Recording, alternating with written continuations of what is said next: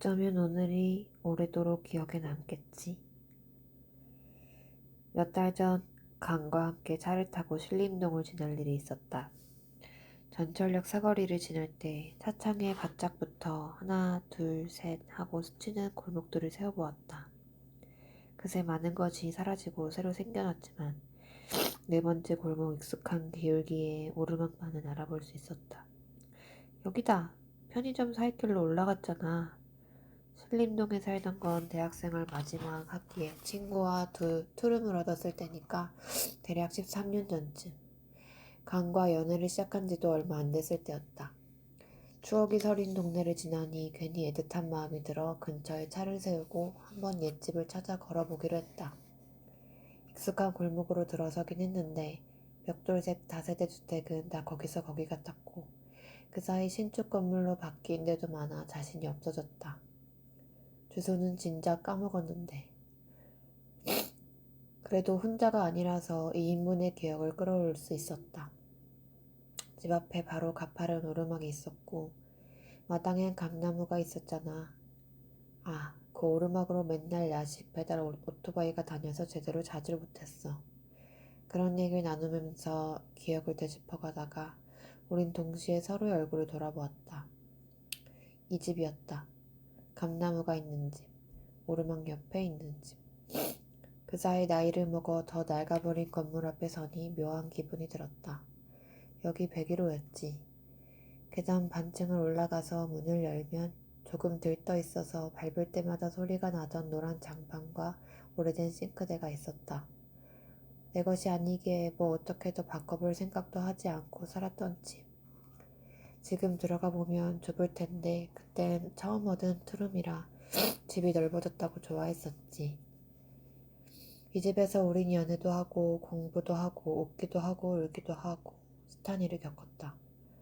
그때는 창 바로 아래에 닿았던 감나무가 이제는 2층 높이까지 훌쩍 자라 푸른 잎을 흔들고 있었다. 감나무가 이만큼 자랄 정도의 세월이었구나. 처음 이 동네에 이삿짐을 풀던 날 시장의 주방용품 가게 같은 데서 스테인리스 빨래 건조대를 샀는데 그 큰 걸 이렇게도 저렇게도 잡아보다가 영 불편해서 등에 이고 오르막길을 오르던 기억도 났다. 뒤에서 각종 생활 잡화가 든 비닐봉지를 들고 따라오던 룸메이트와 강이 우스꽝스러운 내 뒷모습을 보고 깔깔 웃었더랬다. 강은 아직도 신림동 그 골목길을 내가 빨래 건조대를 어부바한 채 오르던 곳이라고 기억한다. 놀리면서 찍었던 그 사진은 어디에 남아있으려나? 왜 지나간 시절은 그렇게 장면으로만 떠오르는 걸까?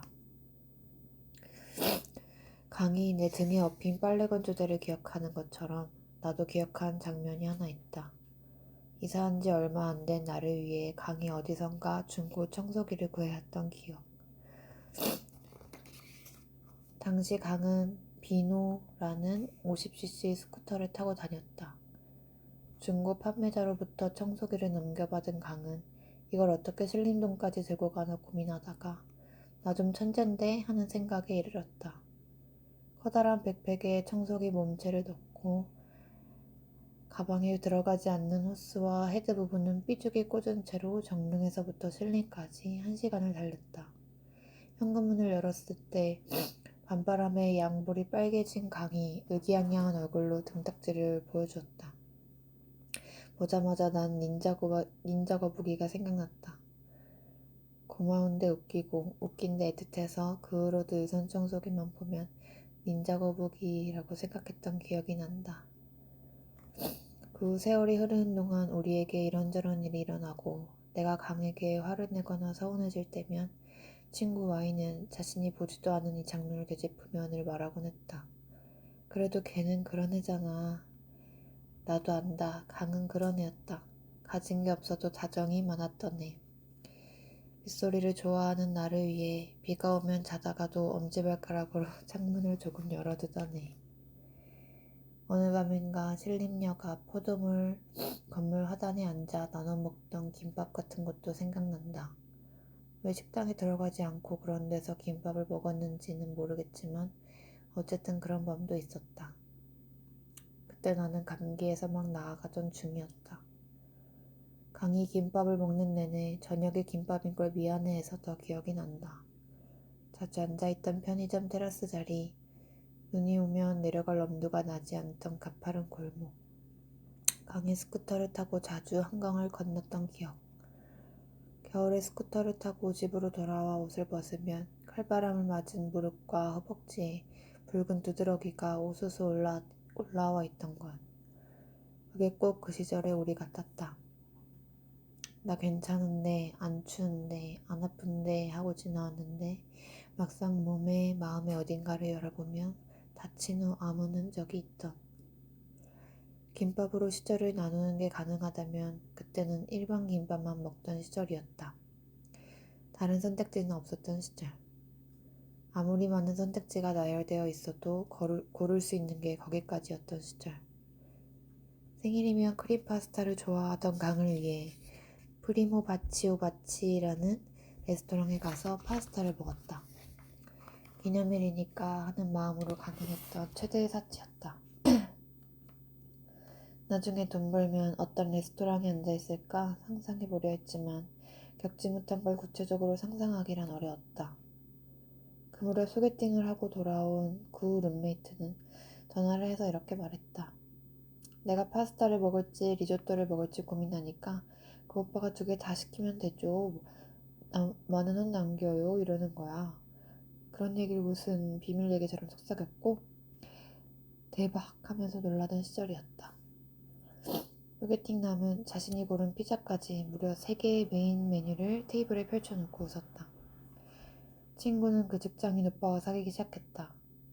그게 뭐라고 그땐 그게 친구들 사이에 화제였는지 모르겠지만 어쨌든 우리에겐 목표가 생겼고 메인 메뉴 3개를 시키는 삶을 향해 취업에 박차를 가했다. 신림동에서 본능동으로 이사한 후 나와 강은 차례로 취직을 했다. 강의 본가는 거기서 스쿠터로 15분쯤 걸리는 거리에 있었고 그래서 이젠 한강을 건너지 않아도 언제든 만날 수 있었다. 비누를 탄 지 몇 년째여서 이렇게 말하고 싶지 않지만 주인의 발소리를 알아듣는 개처럼 나는 4층 집 안쪽에서도 단번에 강이 타고 온 스쿠터 소리를 구별할 수 있게 되었다. 말하자면 그건 다른 모든 스쿠터와 비슷하게 생긴 단 하나의 스쿠터였으니까. 전깃줄이 늘어져 있던 좁은 골목 입구에 스쿠터가 들어섰을 때부터 귀로 눈치를 챘고 창 아래서 스쿠터 소리가 멎으면 나는 매번 정답을 맞히는 얼굴로 낡은 미닫이 창문을 열고 강을 불렀는데 한 번도 틀린 적이 없었다. 그게 나의 자부이던 시절이었다. 그 무렵 우리의 데이트란 정말 별게 없었다.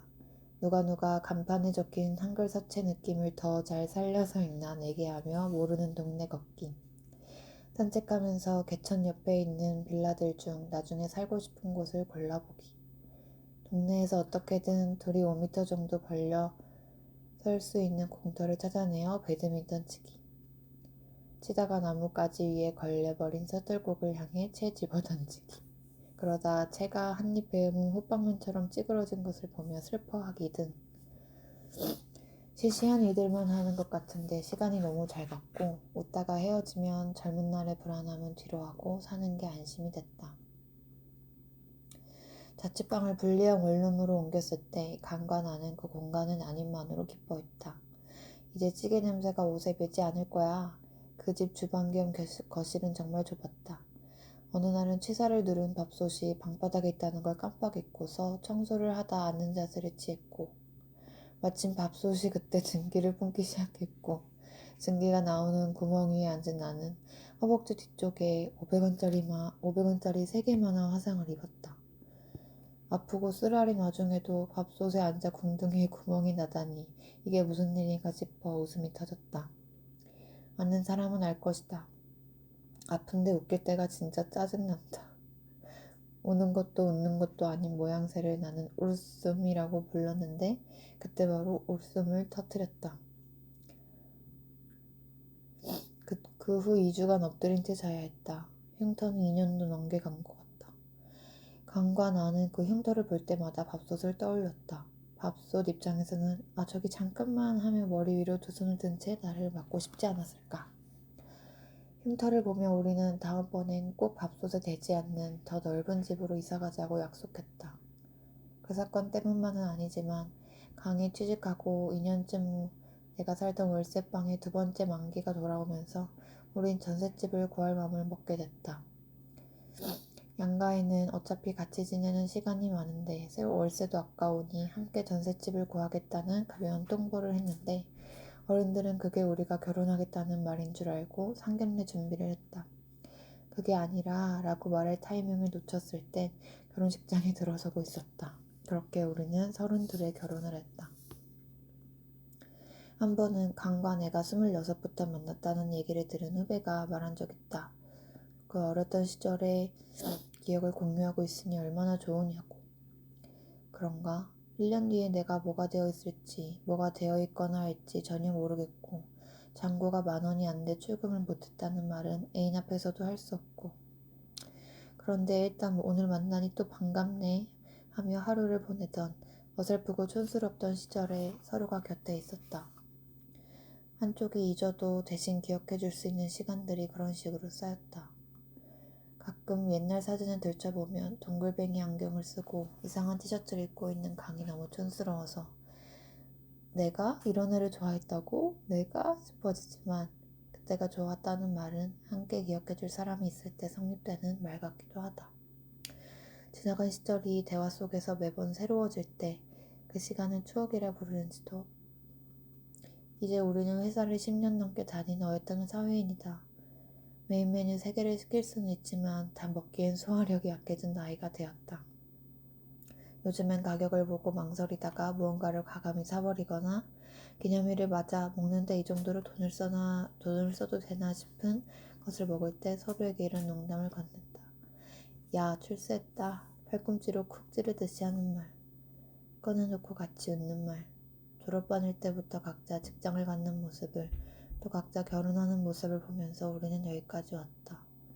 예전 같으면 욕심도 못 냈을 저녁 식사를 할 때, 여행지에서 하루쯤 좋은 방에서 잘 때, 어색하면서 짐짓 즐기는 척하는 서로를 자꾸 놀리고 싶어진다.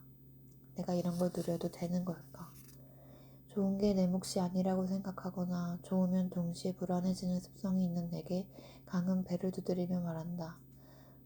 어이, 즐길 수 있을 때 즐겨둬. 앞으로는 더 좋아질 일만 남았다는 빈말보다 이상하게 그 말이 안심이 된다. 내 몫으로 온 잠깐의 행복이라면 재빨리 누려버려 하지. 어떻게 살고 싶었어?